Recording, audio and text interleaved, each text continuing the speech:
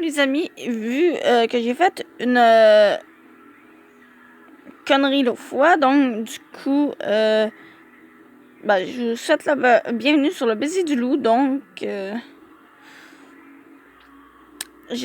vais lire sur une vidéo dans le fond. J'emprunte une vidéo juste pour lire les scénarios. Qu'est-ce qui se passe? Il semblerait qu'un loup sème la pagaille dans le quartier. Bon, j'aimerais bien... de quoi? Un loup? Il faut tout de suite aller régler ça.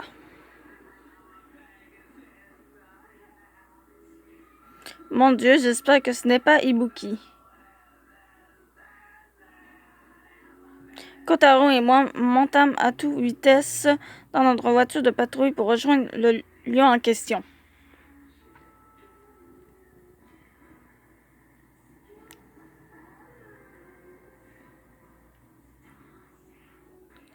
Wow. Je pense que j'ai pas lu un truc.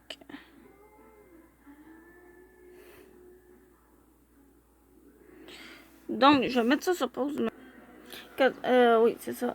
Une foule de curieux s'était déjà rassemblée autour de l'animal qui se cachait à l'ombre d'un poteau électrique. Voilà. Il s'agissait d'un jeune loup au pelage roux. Ouf, ce n'est pas Ibuki. D'après cet homme, il s'est échappé du zoo. Bouclons d'abord le quartier pour éviter qu'il ne s'enfuit. Quelques dizaines de minutes plus tard, on remit le louveteau au service vétérinaire de la ville. Fort heureusement, cette fois-ci, aucune victime n'était à déplorer. Il avait placé l'animal dans une petite cage et ce dernier n'avait franchement pas l'air dans son assiette.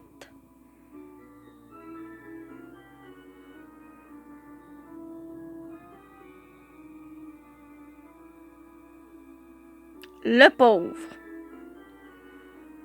Donc, et s'il avait vraiment été un loup-garou comme Ibuki, c'est pas Flora, du coup, c'était Ariane, Oran, ok. Parce que mon perso s'appelle Ariane. Je ne pouvais pas m'empêcher d'imaginer Ibuki à la place de ce petit être.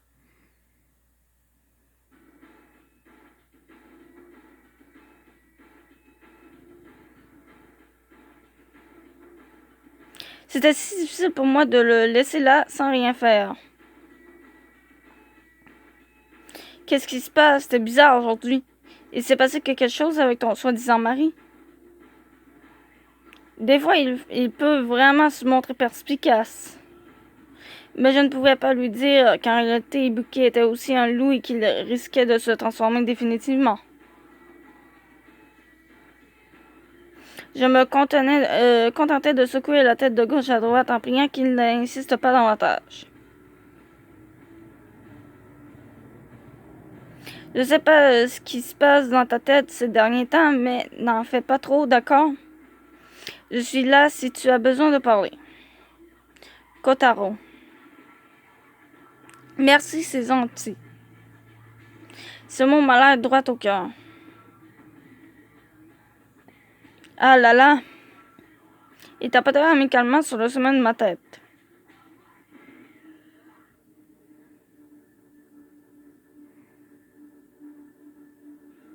Donc, ça, je vais le laisser passer. Bon, le lendemain, je fus invité par Louis pour boire le thé. Toga nous rejoignit quelques instants plus tard. Ce n'est pas une blague quand je dis qu'Ibuki a de plus en plus de mal à contenir son loup. Je n'étais pas certain que les rumeurs disaient vrai. Mais je dois me rendre à l'évidence, le croiser dans les couloirs à moitié transformés me fend le cœur. Si jamais il venait à perdre le contrôle, je donne pas cher de nous et des gens qui l'entourent. C'est vrai que le personnel de maison fuit peu à peu les lieux. Et même si Ibuki ne disait rien quant à ses nombreux départs, je savais qu'au fond, ça le rendait fou de colère. Je peux pas croire que son oncle ait fait des choses pareilles. Ait fait une chose pareille. Plutôt que de le tuer, il a préféré le torturer. Ce n'est vraiment pas juste. Le visage défiguré par la colère et la frustration, Toga donna un bon coup de pied dans la table. Combien de fois je vais devoir te dire que je n'ai pas besoin d'une armée qui me surveille? Et qu'est-ce que tu comptes faire quand tu te seras complètement transformé? Ibuki et Gekka firent leur entrée dans la pièce. C'est rare d'entendre Ibuki s'énerver contre Gekka.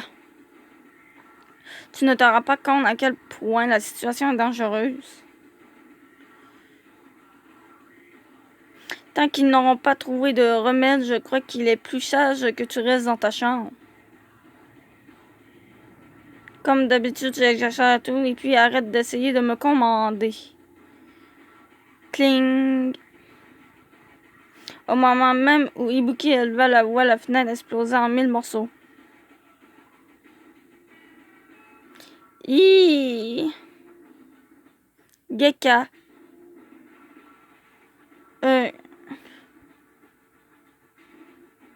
Ce dernier protégea son visage de justesse avec son bras, mais il ne put éviter un bout de verre qui vint se loger dans sa peau. Donc, à suivre. Ibuki, comment avait-il pu faire voler en éclats cette vitre en haussant simplement le ton? Qu'était-il réellement en train de lui arriver?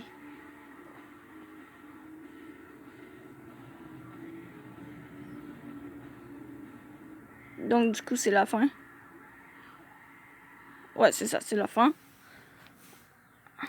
Donc, pas pour nous. Nous, c'est pas fini pour nous. Donc, on va continuer.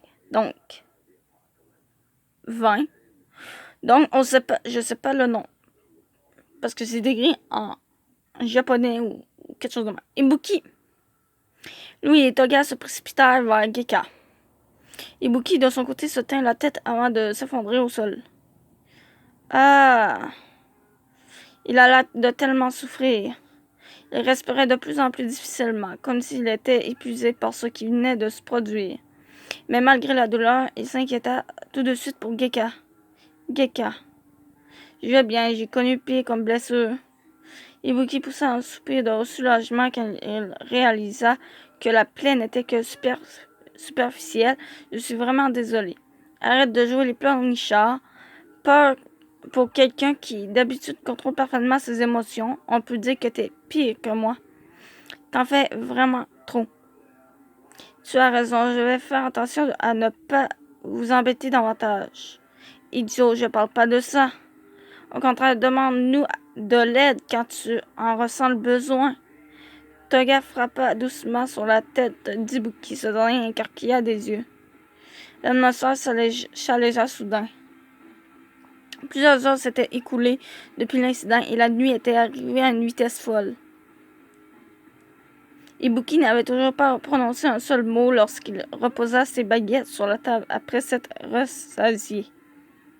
Je pouvais bien voir que son visage était rouge écarlate. Il n'a pas l'air en forme. Tu as de la fièvre? Non, ce n'est rien. Ce n'est pas la première fois que je le vois dans un tel état. Ce n'est pas la première fois que je le...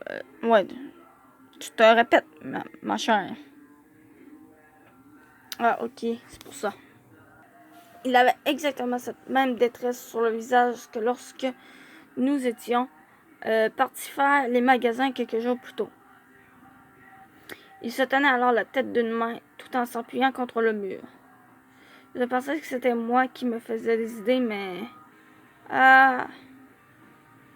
Étrangement, derrière sa douleur, je pouvais également reconnaître une certaine envie fiévreuse dans son regard.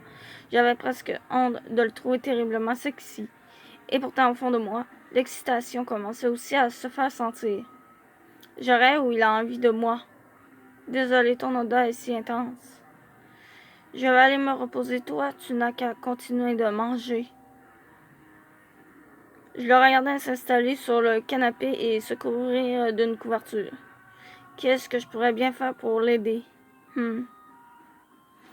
Je savais pertinemment qu'il n'était pas toujours facile de refouler ses envies en tant qu'être humain, alors je n'osais pas imaginer la chose pour un loup comme Ibuki. Ça devait être insupportable. Est-ce qu'il se retient depuis longtemps, comme ça? Je m'apprêtais à le rejoindre lorsque son téléphone se mit à sonner. Je décidai de le laisser donc se reposer. Bonsoir. Bonsoir, princesse, que tu es jolie. Le lendemain matin, je m'invitais au bar de Kairi pour me changer les idées. C'était Arthur qui avait téléphoné la veille. Ça devait être pour cette raison qu'Ibuki était aussi de la partie derrière le comptoir. J'ai une bonne et une mauvaise nouvelle. Bon, ça y est. Il y a une bonne et une mauvaise nouvelle. Laquelle tu veux d'abord entendre? Qui? Moi? Ce serait peut-être mieux de commencer par la bonne. Peu importe, le résultat sera le même, j'ai l'impression. Bon, on va dire, Ibuki se sentira certainement mieux. Va pour la bonne, ok. Il acquiesça doucement.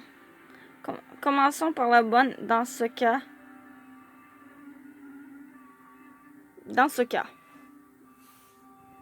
Là, j'imagine que c'est là.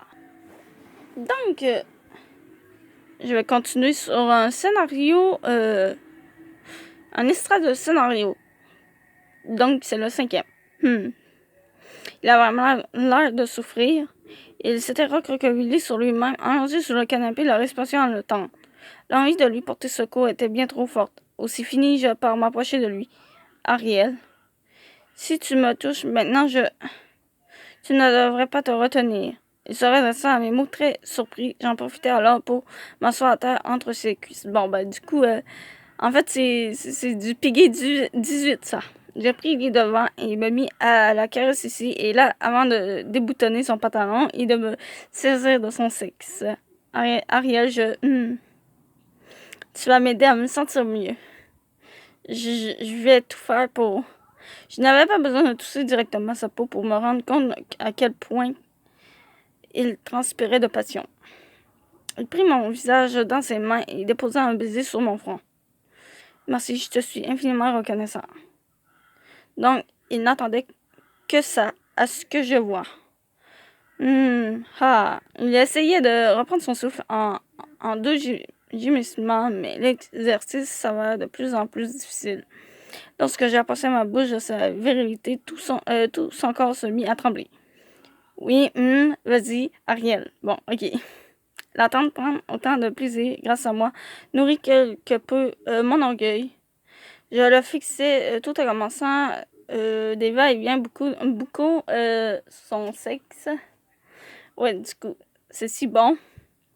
Il est tellement beau quand il prend son pied. À mes mouvements de bouche, je rajoutais celui de ma main pour accentuer son plaisir. Je sentis alors ses doigts venir appuyer sur ma tête et étrangement, son geste ne fit qu'augmenter mon désir de l'amener au 7e ciel. Il a l'air d'aimer ça. Oui. Pour une fois, c'était moi qui le dominais et j'adorais ça. Ariel. Une fois qu'il eut atteint le point ultime, il m'invita à le rejoindre de nouveau sur le canapé. Avoue que tu as pris plaisir à me faire jouer. Il voit tout, ma parole. Ah, je peux sentir ce genre de choses. Et puis tu m'as regardé avec une telle gourmandise, j'ai bien cru que tu allais me manger tout cru. J'ai bien l'impression qu'on y a tous les deux trouvé notre compte. On se sourit avant de nous embrasser complices comme jamais. Très vite, sa langue s'enroula autour de la mienne et mon excitation redoubla d'intensité. Ibuki, Ariel, on dirait que tu n'attendais plus que moi. Nos souffles n'en formèrent plus qu'un seul, tandis qu'il s'apprêtait à me faire jouer en mon tour. Donc du coup, j'imagine qu'il faut que j'en clique. On va voir. Bon, ok. Maintenant, on va continuer un peu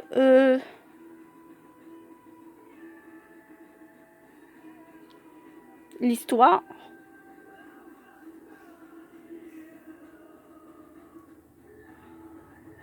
Donc, Donc, on a été rendu à la bonne nouvelle. Les recherches pour l'antidote qu'a mené Kairi ont porté leurs fruits. Ah, tout n'est pas encore sûr à 100%, mais on se rapproche fortement d'une solution concrète et efficace. C'est une super bonne nouvelle. Oui, mais vient maintenant la mauvaise. Si Wookie se transforme entièrement et qu'il utilise toute sa force, il ne pourra plus jamais reprendre forme humaine. Son loup aura le dessus sur l'humain. C'est pourquoi on doit rester vigilant jusqu'au bout. Entendu. Ibuki ne broncha pas, comme s'il avait déjà accepté son sort. Je suis sérieux, tu sais. Si jamais tu te transformes avant qu'on ait pu t'administrer l'antidote, on aura perdu la partie. Oui, j'avais saisi l'urgence de la chose. Mais Kairi, ne sois pas aussi dramatique, tu vas inquiéter Ariel. Tu as raison, arrêtons de parler de ça pour l'instant. Ariel, commande ce que tu veux. Il m'a pris la main à l'abri des regards sous le comptoir. Je savais qu'il essayait de me rassurer, mais je n'ai pas sa force. Je ne peux pas sourire après avoir entendu une telle nouvelle. Je vais suivre tes recommandations, Kairi. Je crois que j'ai un peu trop bu.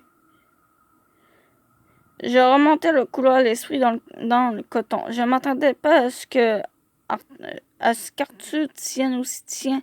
Qu'est-ce que je raconte?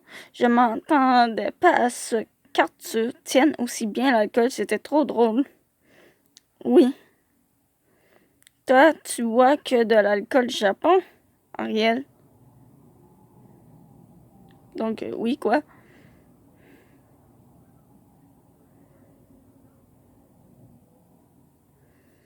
Oh, des trucs. Donc, j'ai fini une mission de clair de lune. Et après, on va continuer. Donc, je continue. Il m'interrompit, m'agrippa par le bras et me fit entrer dans la première chambre qui se trouvait non loin de nous. Ibuki. Il est bizarre. Sa respiration haletante résonnait bruyamment dans la pièce vide. Ses iris commençaient à trembler. Ah, Ariel, qu'est-ce que tu fais? Il me poussa en arrière avec une force qu'il n'avait jamais exercée sur moi auparavant. Ah,